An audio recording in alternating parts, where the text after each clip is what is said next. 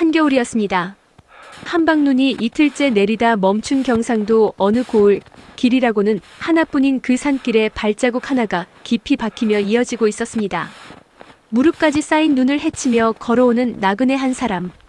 삿갓에는 눈이 소복이 쌓여 있었고 낡은 집시는 이미 흠뻑 젖어 있었습니다. 의가 딱딱 부딪힐 만큼 추운 날이었지만 그 나그네는 멈추지 않았습니다. 걸음걸이는 느린 듯 했으나 눈빛만은 살아서 움직이고 있었습니다. 조선 팔도 어디에도 그의 발길이 닿지 않은 곳이 없다는 암행어사 박문수였습니다. 저물녘이 되어 마을 어귀에 닿았을 때 박문수는 불빛이 새어나오는 주막으로 발을 들였습니다. 등이 구부정한 주모가 화로에 군부를 넣고 있었고 몇몇 사내들이 화롯가에 둘러앉아 술잔을 기울이고 있었습니다.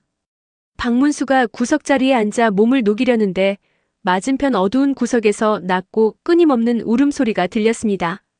고개를 돌려보니 머리가 온통 하얗게 센 노파 한 명이 술도 안 시키고 그냥 앉아서 울고 있었습니다.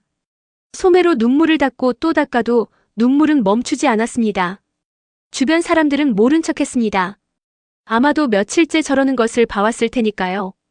박문수는 자리에 앉아 국밥 한 그릇을 시키면서 주모에게 나직이 물었습니다.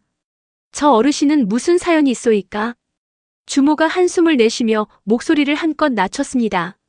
아이고, 딱한 사정이 있지요. 저 댁이 원래 이 고을 사람이 아닌데 이번에 아들이 한양서 과거를 보고 내려오는 길에 그만 봉변을 당했지 뭡니까? 이 고을 원님이라는 작자가 지나가는 과거 응시자들한테 뇌물을 요구하는 버릇이 있거든요. 근데 저 댁 아드님이 선비라고 꼿꼿하게 안 바치고 있었던 거예요. 그러니까 원님이 부하들 시켜서 그 선비가 주막에서 돈을 훔쳤다고 누명을 씌워서 옥에 가둬버렸지 뭐예요. 사흘 후면 큰 곤장을 맞는다는데 늙은 어머니 데리고 한양서 내려온 선비가 그 매를 맞다가는. 주모가 말끝을 흐렸습니다. 벌써 사흘 전부터 저렇게 관아 앞을 찾아가서 억울하다고 하소연을 했는데 문전박대를 당하고 여기서 저렇게 울고 계신 거예요. 원님이 이 고을에 오고 나서 이런 일이 한두 번이 아니에요. 다들 알면서도 무서워서 아무 말도 못하고 있지요. 박문수가 국밥을 천천히 먹으면서 더 이상 말하지 않았습니다. 하지만 속으로 이미 생각이 움직이기 시작했습니다. 과거 보러 가는 선비에게 뇌물을 요구하고 거부하면 누명을 씌워 옥에 가두는 원님. 이 고을 백성들이 알면서도 말 못하는 그 공포. 이건 단순히 한 선비의 억울함이 아니었습니다. 이 고을 전체의 문제였습니다. 식사를 마치고 박문수는 노파 곁으로 조용히 다가가 앉았습니다. 어르신 괜찮으십니까? 노파가 눈물 가득한 눈으로 박문수를 쳐다봤습니다. 아이고, 나그네 양반은 뉘시오. 내 아들이 아무것도 안 했는데 사흘 후에 매를 맞는다고 하네요. 늙은 애미가 해줄 수 있는 것이 아무것도 없어요. 박문수가 노파의 손을 잠시 잡아드렸습니다. 어르신, 오늘 밤은 여기서 쉬십시오. 내일 제가 한번 알아보겠습니다. 노파가 눈물을 흘리며 고개를 저었습니다. 나그네 양반이 뭘 어찌한다고요? 관아 문을 열어줄 리가 없어요. 두고 보시지요. 박문수가 자리로 돌아와 앉았습니다. 그날 밤 그는 오랫동안 잠을 이루지 못하고 화롯불을 바라봤습니다. 어떻게 해야 원님이 스스로 물러설 것인지. 직접 마패를 꺼내는 것은 마지막 수단이었습니다. 그 전에 원님이 스스로 판결을 뒤집게 만드는 것. 그것이 박문수가 원하는 방식이었습니다. 다음 날 아침 일찍 박문수는 주막 주인을 조용히 불렀습니다. 주인장, 부탁이 하나 있소. 관아에 가서 이렇게 전해주시오. 한양 예조에서 내려온 관리가 이 고을에 묵고 있는데 원님께 인사를 드리고 싶다고 말이오.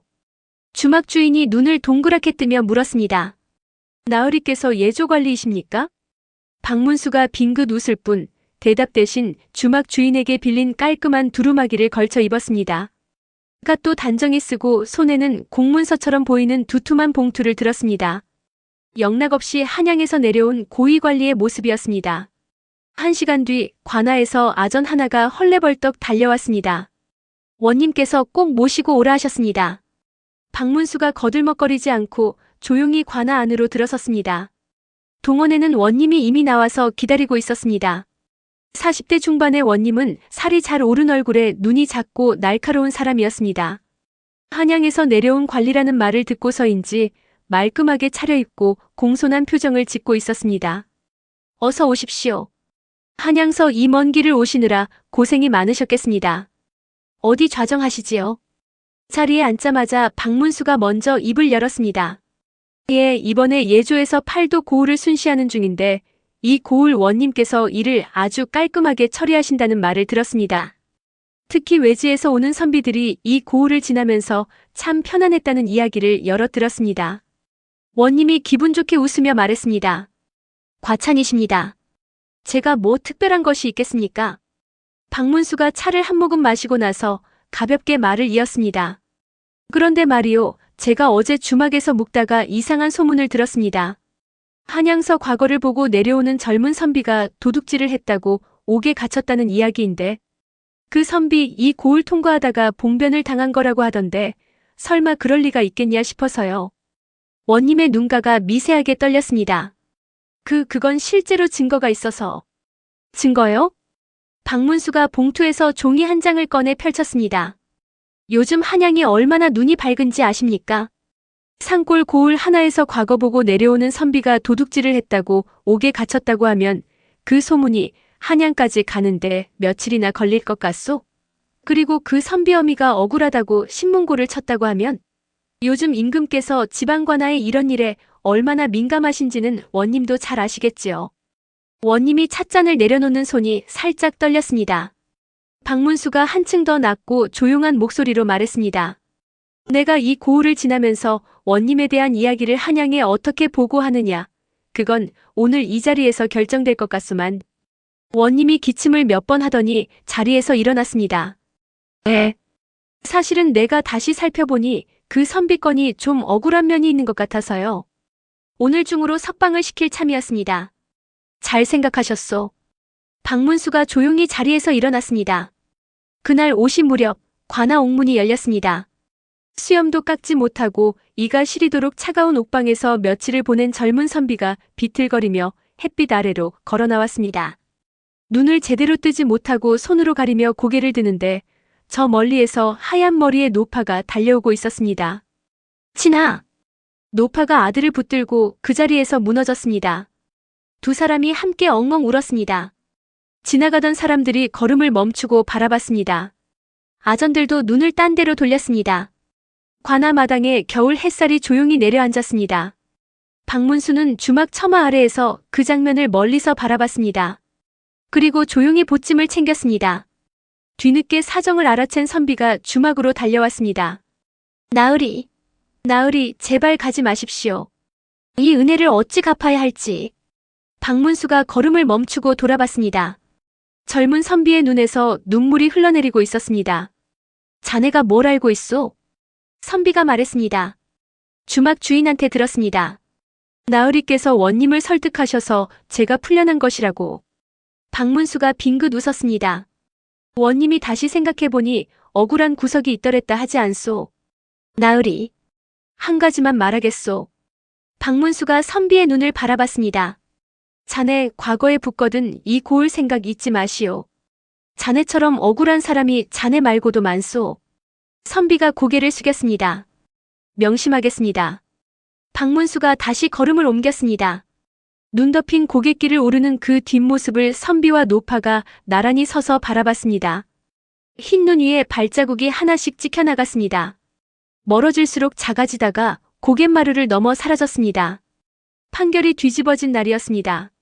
그리고 그것은 칼 한 자루 쓰지 않은 날이었습니다. 구독과 좋아요 부탁합니다. 늦봄이었습니다. 전라도 어느 고을 들판에는 이제 막 모내기를 마친 논들이 햇빛을 받아 파릇파릇 빛나고 있었습니다. 산에는 철쭉이 흐드러지게 피어 있었고 하늘은 더할 나위 없이 맑고 높았습니다.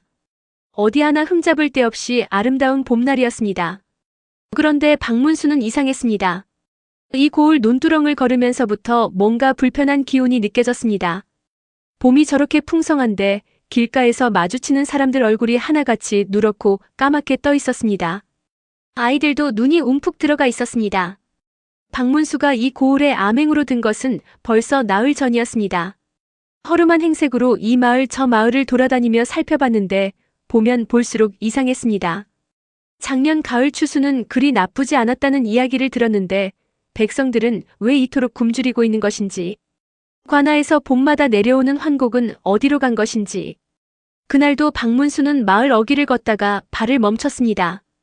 길가 돌담 옆에 대여섯 살쯤 된 꼬마 하나가 쪼그려 앉아서 손으로 흙을 집어 입에 넣고 있었습니다.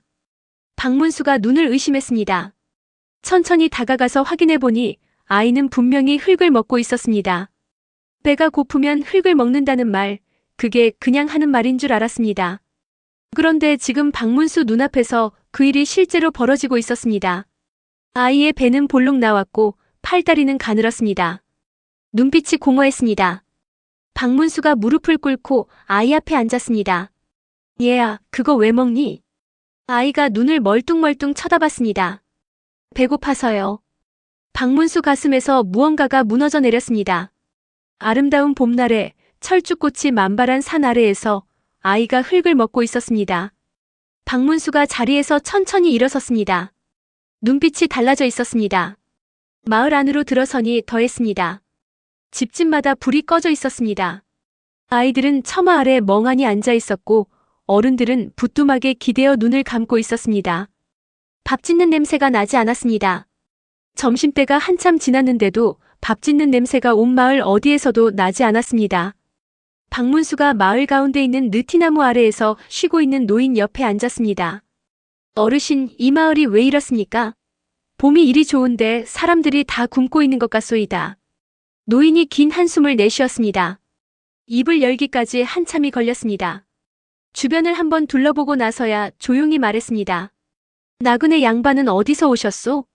한양 쪽에서 내려오는 길입니다. 노인이 또 한숨을 쉬었습니다. 말해봐야 뭐가 달라지겠냐마는. 이 고을 사또라는 작자가 올봄에 조정에서 내려온 환곡을 빼돌렸소이다. 환곡이라는 게 봄에 가난한 백성들한테 나눠주고 가을에 추수하면 갚는 제도 아닙니까? 근데 그 곡식이 이 고을에는 내려왔는데 창고에서 반이 사라진 거요. 나중에 알고 보니 사또가 이 고을 큰 양반집들하고 짜고 그 곡식을 팔아먹은 거였소. 그 양반네들은 지금 창고에 곡식이 넘쳐나고 있고 관아에 억울하다고 하소연은 안 해봤소이까? 노인이 쓴웃음을 지었습니다. 가봤지요. 이 마을에서 젊은 사람 몇이 관아 앞에 가서 억울하다고 했더니 그 자리에서 발길질을 당하고 쫓겨났습니다. 한 사람은 감히 관아에 함부로 들어왔다고 곤장을 맞았고요. 무서워서 이제는 아무 말도 못합니다. 박문수가 자리에서 일어서며 물었습니다. 그 환곡 지금 어디 있는지 아십니까? 노인이 고개를 들었습니다. 사또 집 뒤 별채에 있다는 이야기가 있어.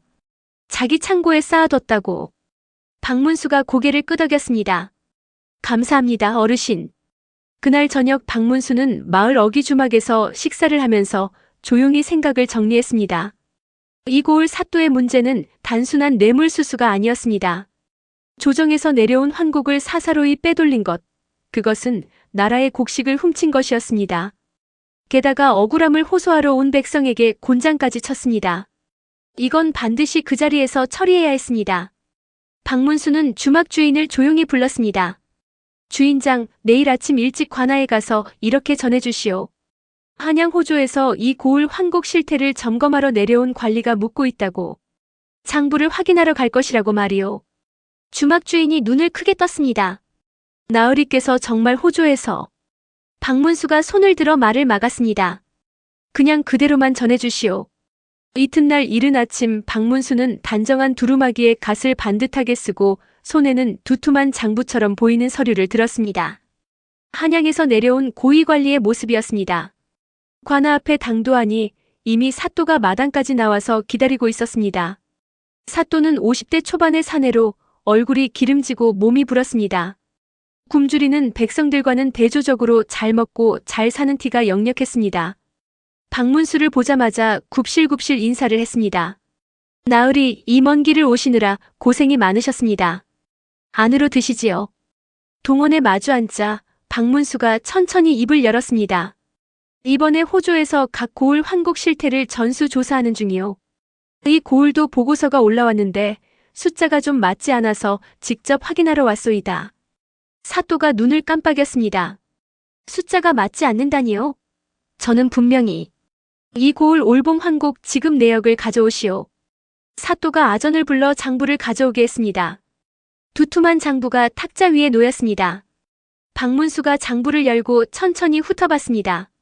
장부에는 각 마을별로 환곡을 나눠줬다는 기록이 깔끔하게 적혀 있었습니다.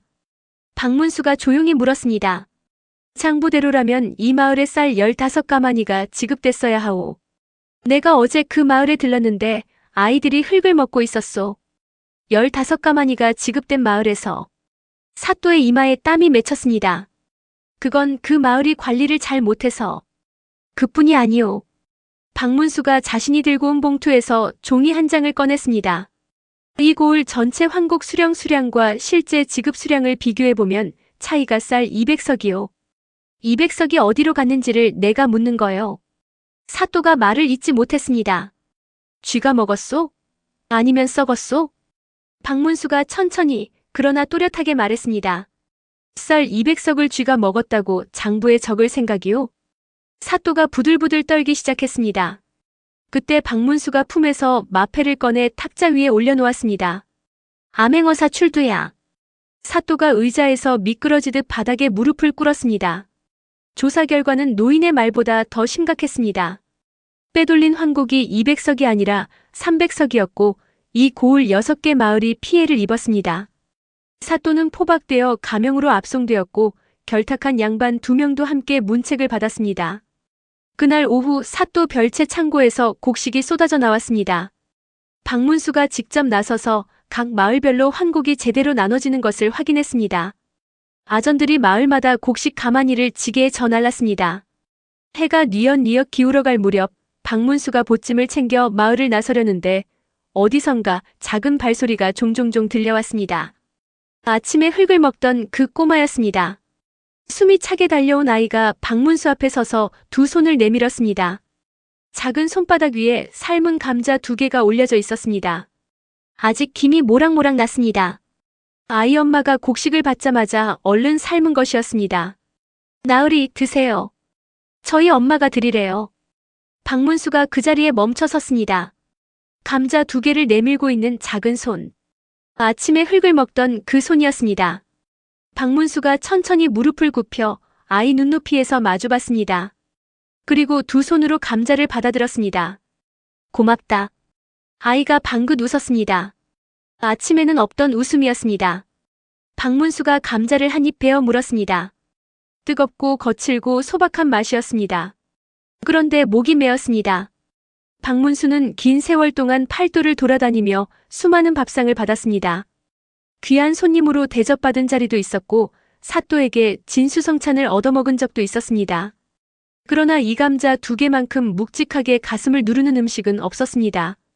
아이 머리를 한번 쓰다듬어주고 일어서는데 저 멀리 마을 어귀에서 아이 어머니가 두 손을 모아 절을 하고 있었습니다. 그 옆에는 아까 느티나무 아래 앉아있던 노인도 있었습니다. 그리고 마을 사람 몇이 나와서 박문수의 뒷모습을 바라보고 있었습니다. 박문수가 손을 한번 들었습니다. 그리고 돌아서서 길을 걸었습니다. 늦봄 저녁 바람이 불었습니다. 철쭉꽃 향기가 실려왔습니다. 들판에 모는 바람에 살랑거렸습니다. 오늘은 밥이 지어질 것입니다. 빼돌려진 곡식이 제자리로 돌아온 날이었습니다. 구독과 좋아요 부탁합니다.